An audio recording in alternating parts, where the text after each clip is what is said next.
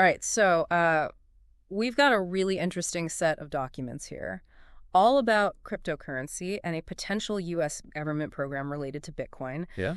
The big question I want to try to answer in this deep dive Yeah. is the United States seriously thinking about creating a strategic Bitcoin reserve? Oh, it's A big question. it's a big question. What could that actually look like in practice? Yeah, and we've got some pretty interesting stuff to look at. We've got a draft bill before Congress, Yeah. the Bitcoin Act of 2024, Oh, wow. no less. They're not even trying to hide it? Some background info on cryptocurrency and the Federal Reserve, Right. and even notes on a methodology for gathering this information, which is always a good sign. Always good to see how people are getting their information. So Let's unpack this. this draft bill that you sent me, this is our starting point. Absolutely. Boosting innovation, technology, and competitiveness through Optimized Investment Nationwide Act of 2024. Yeah.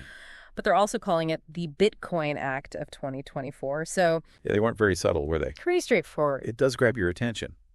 And this bill, it actually outlines a plan for the Treasury Secretary to establish a strategic Bitcoin reserve. Mm. And it lays out a schedule for purchasing Bitcoin. This isn't just a thought experiment. They're talking about real action here. Okay, so wait. So the government is going to be buying Bitcoin? Yeah. Why would they do that? What's the goal? Well, the bill emphasizes transparent management of Bitcoin holdings of the federal government Okay. and using it to offset costs utilizing certain resources of the Federal Reserve System. Yeah. Now, that last part is where it gets interesting. Well, hold on. Yeah. Okay. Federal Reserve, offsetting costs. This is giving me flashbacks to the gold standard. Didn't we used to back the dollar with gold? And we're picking up on a really crucial parallel. So before 1971, the U.S. dollar was indeed backed by gold, and citizens could exchange their dollars for actual gold. This new bill, this Bitcoin bill, with this language about Bitcoin and the Federal Reserve, it raises the question, are we looking at a potential new system where Bitcoin plays a similar role to gold in the past? That's a big leap. I mean, before we get too far ahead of ourselves, I think we need to do like a really super quick cryptocurrency 101 Okay. so everybody is on the same page. So the Wikipedia article defines cryptocurrency as a digital or virtual currency secured by cryptography. What does that mean in plain English? So essentially, it's digital money Okay. that uses complex math to ensure security and prevent counterfeiting. Hmm. The key innovation here is something called the blockchain. And you can kind of think of it as a giant public digital ledger that records every single transaction. Okay. And it's decentralized, meaning it's not controlled by any single entity like a bank or a government. So no one person of institution is in charge of this thing. Right. How do they make sure that everything is accurate and trustworthy in this system? That's where things get really interesting. So different cryptocurrencies use different methods for validation, like proof of work and proof of stake. Okay. Bitcoin, for example, uses proof of work, which involves computers competing to solve complex mathematical problems to verify transactions and add them to the blockchain. So it's like a massive global puzzle competition. Mm-hmm. And the winner gets to update the ledger. What about this proof of stake? Right. So proof of stake is a little bit different. Users who hold a significant amount of a particular cryptocurrency, Okay. think of it like having a big stake in the system, Yeah. they get to participate in validating transactions. Okay. It's more about having skin in the game Yeah. than solving complex puzzles. Got it. Okay. I think I'm starting to see how this works. But why should we care about these different methods? What's the big deal? Well, these validation mechanisms, they're fundamental to how cryptocurrencies function. They impact everything from security and energy consumption to transaction speeds and fees. Understanding them is crucial if we're going to grasp the implications of something as massive as a strategic Bitcoin reserve. All right, let's zoom back out to the bigger picture. So we were talking about the Federal Reserve and how this potential Bitcoin reserve might tie in. The Wikipedia article says the Fed manages the U.S. banking system and sets monetary policy, which sounds a lot like what this Bitcoin Act is hinting at. Yeah, you are on the right track. Yeah. The Federal Reserve, it has enormous influence over the U.S. economy. And this proposed Bitcoin reserve, this could change how they operate in some pretty fundamental ways. Okay, so let's say, hypothetically, this bill passes. What are some realistic scenarios that could play out? Okay. Like, paint me a picture. What could this Bitcoin reserve actually look like in action? Okay. Well, one possibility, and it's a big one, is that the U.S. dollar could become partially backed by Bitcoin.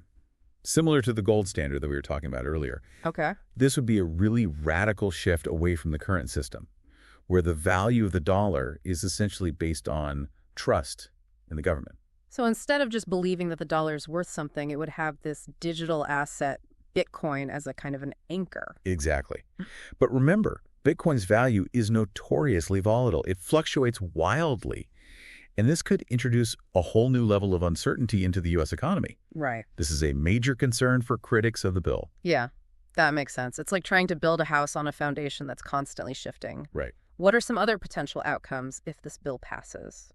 Well, even if the dollar isn't directly tied to Bitcoin, the government buying large amounts of it would still have a significant impact on its price. Okay. Simple supply and demand, right? Increased demand from the government could drive the price up, potentially benefiting those who already hold Bitcoin. So people who bought Bitcoin early on, they could suddenly see their investments skyrocket. Potentially, yeah. It sounds like a gold rush, but in the digital world. There's that potential for sure. But it's important to remember that cryptocurrency markets are incredibly speculative. There's no guarantee that Bitcoin's price will just keep going up, especially if government involvement lends to more regulation or scrutiny. Right. And speaking of regulation, this bill feels like it would just open up a whole can of worms when it comes to legal and logistical questions. You're hitting on another really crucial point. Right now, cryptocurrency exists largely outside of traditional financial regulations. Yeah. The government creating a Bitcoin reserve would almost certainly require new laws and oversight mechanisms, Right. potentially reshaping the entire industry. So more rules, more regulations, is that a good thing or a bad thing? I mean, it probably depends on who you ask. Exactly. Some people in the crypto world might see it as a threat to the decentralized, anti-establishment ethos that drew them to Bitcoin in the first place. Others might welcome the added layer of security and legitimacy that government oversight could bring. Okay. So two sides to that coin, so to speak. Right. What about the environmental impact of Bitcoin? That's a big concern that I've heard, and we touched on it earlier. Yeah, and it's a varied concern. So Bitcoin mining, the process of verifying transactions and adding them to the blockchain, Right. consumes a tremendous amount of energy. Just to give you a sense of scale, it's been estimated that Bitcoin mining uses more electricity annually than entire countries like Argentina. Wow. Critics argue that this contributes to climate change, especially if mining operations rely on fossil fuels. So if the U.S. government starts buying a ton of Bitcoin, wouldn't that just make the problem worse? That's a legitimate question. However, there's a growing movement towards more sustainable mining practices, using renewable energy sources and developing more efficient algorithms. It's even possible that the Bitcoin Act itself could include provisions to promote responsible mining in the U.S., potentially positioning the country as a leader in green cryptocurrency practices. That would be a fascinating development, turning a potential environmental burden into an opportunity for innovation. Right. But what about the use of Bitcoin in illegal activities? I mean, doesn't that raise some red flags for a government program? It's true that Bitcoin has been used for illegal purposes in the past, Right. partly due to its perceived anonymity. However, blockchain technology is actually quite transparent. Every transaction is recorded publicly and can be traced. Law enforcement agencies are increasingly using blockchain analysis to track criminals, and a government-backed Bitcoin reserve could lead to even greater transparency and oversight. So potentially less crime, but maybe also less privacy for individuals. It seems like there's always a trade-off. It's a classic tension between security and freedom, and where that balance ultimately lies will depend on how the Bitcoin Act is implemented, assuming it passes at all. But it's not just about what happens within the U.S. This could have huge ripple effects globally. How do you think other countries would react to the U.S. creating a strategic Bitcoin reserve? That's a good question. It's hard to imagine they'd just sit on the sidelines and do nothing. I mean, some countries might see it as a threat and double down on their own digital currency initiatives, while others might try to collaborate. Yeah. Could this spark a kind of global cryptocurrency race or even tensions between countries? It's definitely possible. Some countries might see a U.S. Bitcoin reserve as a challenge to their own monetary sovereignty or economic interests. We could see a scramble to accumulate Bitcoin, new alliances forming based on shared crypto strategies, and maybe even attempts to undermine or destabilize each other's efforts. It's a scenario that could play out in unpredictable ways. So the Bitcoin Act could either usher in a new era of international cooperation around digital currencies, or it could trigger a whole new set of global conflicts. It's a lot to wrap our heads around. Yeah. Okay. Is there anything else we can glean from the information that we've gathered so far? Well, I think we've covered a lot of ground. But there's one crucial piece that we haven't explored fully: the potential impact of the Bitcoin Act on the everyday lives of people like you. Right. What could this mean for your personal finances, how you spend and save, and even how you interact with the world around you? That's a really important point. This whole discussion about government reserves and global finance can feel really abstract sometimes. Right. So let's bring it down to earth. What does this mean for the person listening to this deep dive right now? Okay, so let's say this bill actually does become law, Right. and the U.S. really starts building a strategic Bitcoin reserve. How could that possibly impact my day-to-day life? Like, what should I be paying attention to? Well, one of the most immediate impacts could be on the value of your savings. So if the U.S. dollar becomes linked to Bitcoin, even partially, its value could become much more unpredictable. Right. Your dollars might buy you more one day and less the next, just like we see with Bitcoin's price swings today. So my hard-earned cash could suddenly be worth a lot less overnight. That's a scary thought. Yeah, it is a possibility, and one that worries a lot of people. But on the flip side, some people argue that Bitcoin could act as a hedge against inflation, right? Right. It's a limited resource, like digital gold. So its value might hold up better than the dollar if inflation really takes off. So it's a gamble either way. I mean, we could get burned by volatility, or we could be protected from inflation. It's hard to know which way to bet. It's a really complex equation with a lot of unknowns. Another thing to think about is the potential impact on everyday transactions. Remember those transaction fees we were talking about earlier? Right. The ones that can fluctuate depending on the cryptocurrency network? Yeah, those fees seemed kind of all over the place. Sometimes they were tiny, sometimes they were pretty significant. Right. If Bitcoin becomes deeply integrated into the financial system, those fees could become a more regular part of your life. Imagine paying a few extra dollars to buy groceries or to send money to a friend just because the Bitcoin network is congested. Yeah, that doesn't sound very convenient or efficient. It feels like we're trading one set of problems for another. But haven't I also heard that Bitcoin can actually make things cheaper and faster, especially for international payments? That's definitely one of the big selling points. Bitcoin transactions can be significantly faster and cheaper than traditional bank transfers, particularly when sending money across borders. It could also open up financial services to people who don't have access to traditional banking, giving them new opportunities to save, invest, and participate in the global economy. So on one hand, we might have to deal with unpredictable fees and a volatile dollar, but on the other hand, we could have faster, cheaper transactions and greater financial inclusion. It feels like a trade-off with both risks and potential rewards. That's a great way to put it. There's no simple answer, and there's no guaranteed outcome. But there's another factor we need to consider: the security of Bitcoin itself. Right.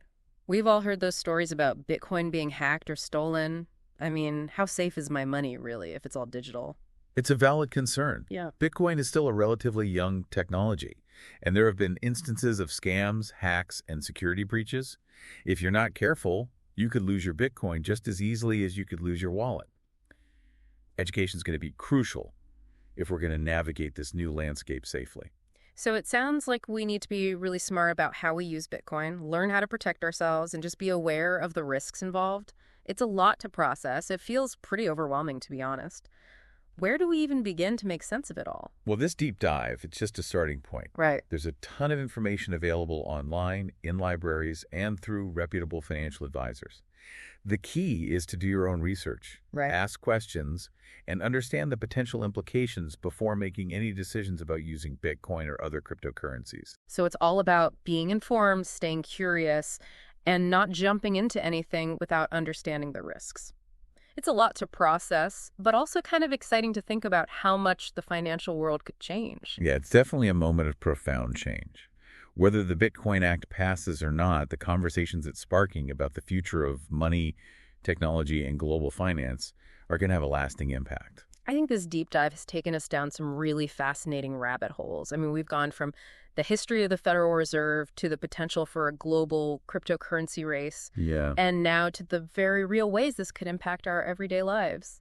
This has really left me with more questions than answers, but I think that's the beauty of exploration, isn't it? Absolutely.